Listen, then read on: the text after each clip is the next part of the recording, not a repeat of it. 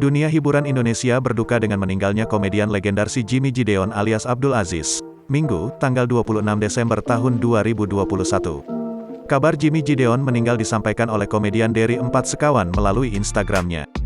Jimmy yang juga merupakan aktor senior meninggal dunia di usia 58 tahun.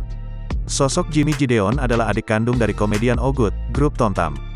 Pria kelahiran tanggal 22 September tahun 1963 ini dikenal setelah membintangi komedi situasi bertajuk Gara-Gara bersama Lydia Kandou. Jimmy juga tergabung dalam grup lawak Gideon bersama Sion Gideon dan Habil Gideon. Sebelumnya grup tersebut sempat diperkuat oleh Ginanjar dan Dery Sudarisman. Nama Gideon sendiri berasal dari singkatan nama pendirinya yakni Ginanjar, Dery, dan Sion. Ketiganya merupakan anggota asli dan pendiri grup lawak ini pada awal berdirinya tahun 1990-an. Selain terlibat dalam komunitas pelawak, Jimmy juga membintangi sejumlah film dan sinetron seperti Lenong Rumpi 1991 dan Bajai Bajuri The Movie 2014. Jimmy pernah bercerita mengenai hijrahnya pada tahun 2020. Ia mengatakan sempat mengalami kecelakaan hingga membuatnya koma selama 5 hari. Selama koma itu, Jimmy Gideon mengaku seperti bertemu dengan sosok bayangan hitam.